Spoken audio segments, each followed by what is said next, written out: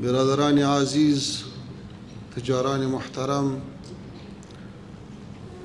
و مسئولین، خصوصا والی صاحب ولایت مشهد و دیگر برادران، بسیار خوشحال هستیم که در تو یک محفل بسیار سنگین و پر از محبت حضور داریم. از هر چه اولتر از حکومت جمهوری اسلامی ایران، خصوصا وزارت امور خارجه و بعداً والی صاحب ولایت خراسان رضوی تشکری میکنیم از استقبال گرم و از مهمان نوازیشان که واقعاً مرا یک احساس برادری داد و خوشحال هستیم به شما بشارت و مژده میتیم که توطئه هایی که دشمنان اسلام و دشمنان هر دو کشور به کار انداخته بود که در مابین دو کشور مسلمان و همسایه فاصله ایجاد کنه، تماما توطئه هایشان ناکام شد. الحمدلله. فعلا فضای اعتماد حکیم است و ای به ما و شما امیدواری میته و امیدوار هستیم که ما و شما مشترکاً یک مستقبل بسیار خوبی داشته باشیم. چون مجلس اقتصادی است، پس در این باره اگر چیز بگویم، دنیا خو به شما معلوم است که گفته میشه که اگر دنیا نداریم دردمندیم، اگر داریم به مهرش پای بندیم. در هر دو حالت کار به کار است. تا جایی که اقتصاد و تجارت با افغانستان تعلق داره، حکومت فعلی افغانستان در سیاست خارجی خود دو اصل بسیار عمده را اعلان کرده و تاکید کرده. اول این که امارت اسلامی افغانستان سیاست متوازن را اختیار کرده. سیاست متوازن به این معنی که با کشورهای همسایه و منطقه و جهان تعلقاتی میخواهد به این شکل که بعد از افغانستان میدان رقابت‌های منفی قدرت‌های بزرگ جهان و منطقه نباشد. این متوازن است. دوم، سیاست اقتصاد محور. سیاست اقتصاد محور به این معنی که ما میخواهیم با دیگر کشورها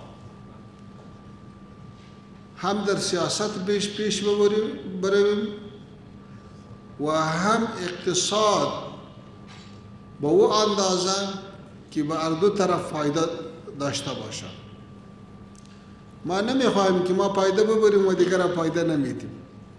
برادران عزیز، تا جایی که تجار ملی و صنعتکار کدام مقامی در نزد امارت اسلامی افغانستان داره، و این هست که وقتی که تحول آمد، اشغالگر گریخت، امریکا و ناتو و اندوالانشان رفت، حکومت جدید افغانستان و نمایت عمومی که اعلان کرده، علاوه بر از او تجارانی که در 20 سال گذشته هر تجارت کرده بود، حتی اگر با حکومت سابقه با قوت‌های بیرونی هم کار کرده بود، ولی امارت اسلامی افغانستان به همه گفت که وطن شما هست و شما میتونی که خدمت به وطن بکنی. همه تجارات، همه تشکیلاتشان، اگر اتاقهای تجارت بود، اگر در وزارت تجارت کدام پست های کلیدی بود همه مثل سابق واری نگاه کرد. تجار ملی در افغانستان مان. نتیجهش چی شد؟ الحمدلله امروز شما در جریان هستی که افغانستان در 20 کشور جهان در لیست جای گرفت که در او نرخها نازل است و هرچی پر ایمان است. یک. دوم که رهبر امارت اسلامی افغانستان جناب امیرالمؤمنین صاحب توجهی که به تجار داره و همیشه به مسئولین توصیه میکنه و در تشکیل حکومت یک معاونیت عمده ریاست الوزراء به سرپرستی محترم ملا برادر اخوان به نام معاونیت اقتصادی تشکیل داد که همین کارش است که تجار چه مشکل داره، کدام کار پیش برده شود، کدام مشکل است که حل شود، که الحمدلله نتیجه خیلی خوب داد. شما چون که تجار هستی، جهان دیده هستی، به یک مثال شما میفهمی. یک مثال ما به شما میگیم. 2 سال پیش در ولایت همسایه شما که هرات است، وقتی که مجاهدین پیروز میشه 120 کارخانه و پاپریکا فعال بود. چند؟ 120. و در این 2 سال به 720 رسیده. به 720 در یک ولایت همسایه شما. وزیر صاحب تجارت چند روز پیش در هرات آمده بود. وزیر صاحب امور خارجه ترکمنستان آمده بود درباره پروژه های برق و تاپ و تاپی در این صحبت داشتیم. وزیر صاحب تجارت افغانستان گفت که حیران هستیم که دیگه تجاران میایه زمین میخواه که کارخانه و فابریکه جور کنه، مجبور هستیم اینمی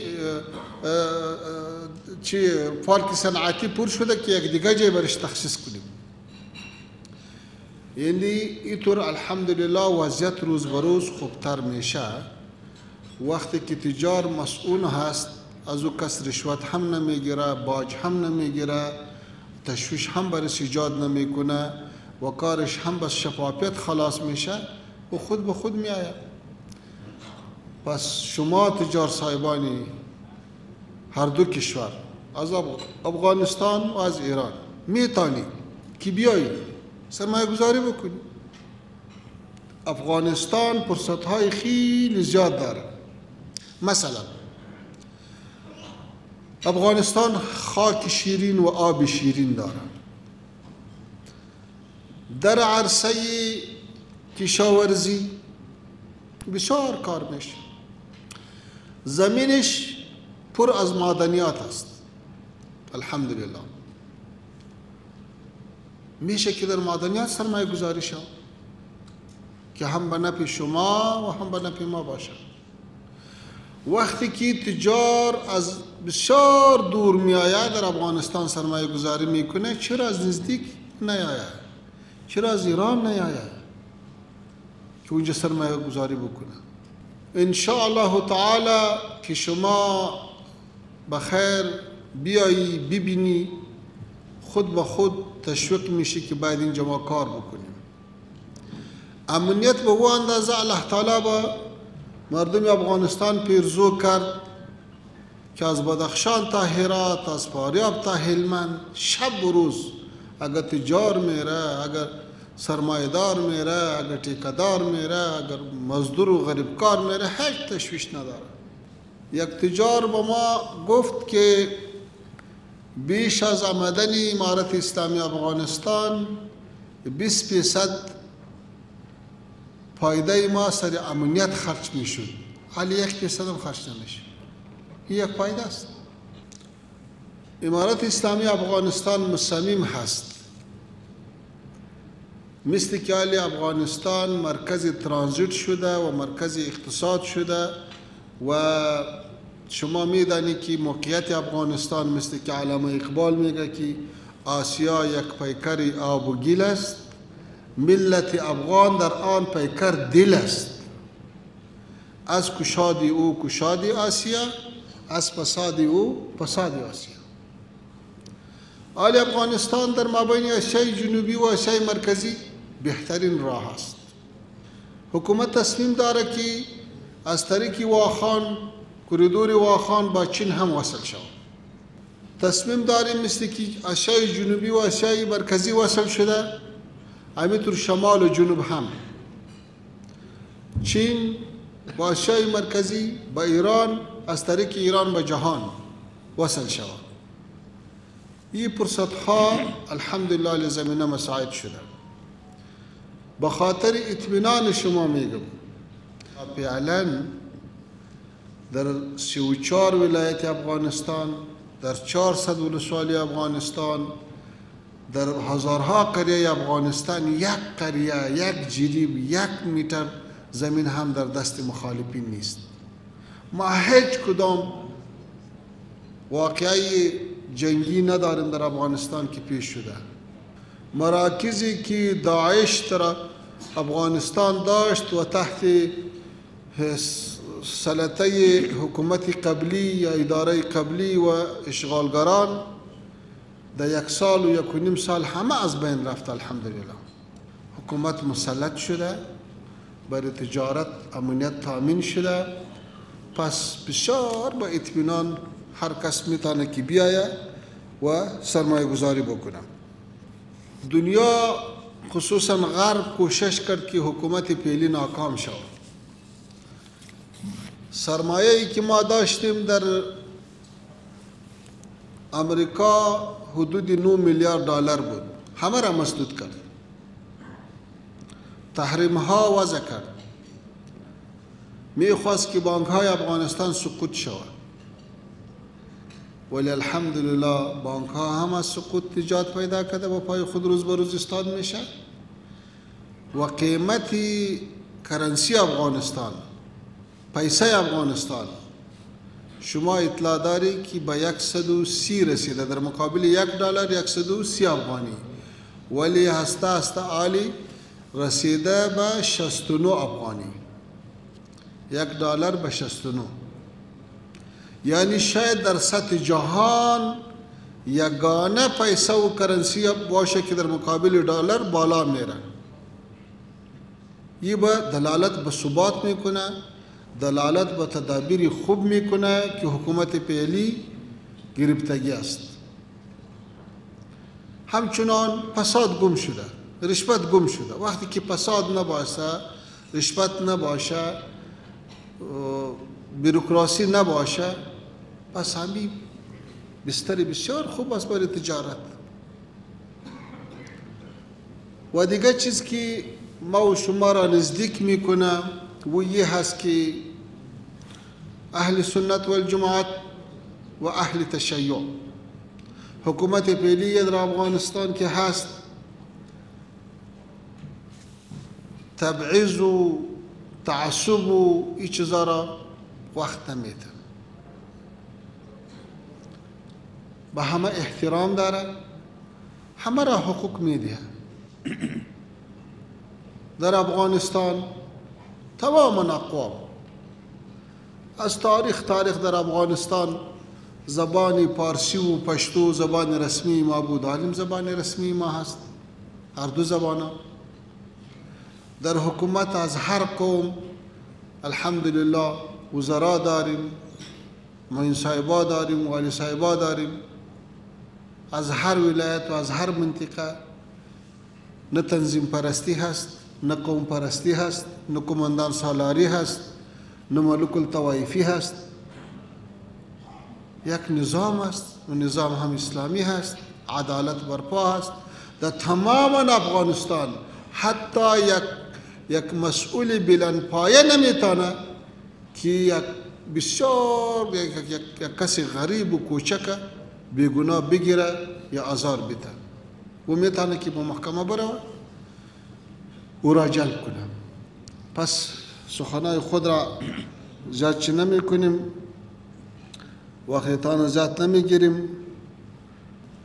دیگه هم مواقع خیلی زیاد است خوب دیگه شما بیایی اونجا به سر چشم خود ببینی، باز میفهمی که چه ما که چیزی شنیده بودم اینجا خب وضعیت خیلی خوب شد الحمدلله. و یک توصیه‌ای که اخیر میکنیم وی است که برادران عزیز، در مقابل امارت اسلامی افغانستان تبلیغات خیلی خطرناک میشه، ولی او تبلیغات گوش نشوه، هرچی به سر چشم دیده شوه، پرسان شوه، بره و ببینه، از کسانی پرسان شوه که در افغانستان هستی، از افغانستان آمده. او تبلیغات که از طرف غرب میشه برای او گوشت نشوه، زیرا 20 سال امروز در جنگ بودیم، باز بیچاره افغانستان شکست خورد و شکست ساده نبود. حالی ما از اونها توقع نداریم که سر ما گلپاشی بکنه، همین تبلیغات یک وقت میکنه استه استه او هم انشالله شاید حقایق درک کنه، ملت هایش درک کنه، شاید حکومت ها هم درک کنه. دیگه از خداوند میخواهیم که همیشه ما و شما را به خوشحالی یک جای کنه و دعا میکنیم که پروردگار عالم نصرت مردم مظلوم غزه و فلسطین بکنه. خداوند ظالم و اشغالگر را تباه کنه که به سر مظلوما و بیچاره ها ظلم میکنه. در این 80 روز گذشته بیش از 20,000 مردم مظلوم فلسطین که اکثرا بچه و زناست و اشتکاست به شهادت رسانده، این ظلم دوام نمیکنه، این تاثیر داره. انشاءالله ما و شما باید برایشان دعا بکنیم و از داعیه بر حق مردم فلسطین دفاع بکنیم و حمله ظالمانه رژیم صهیونیستی و همکارانشان را محکوم میکنیم. و آخر دعوانا ان الحمد لله رب العالمین. از توجهتان یک جهان سپاس.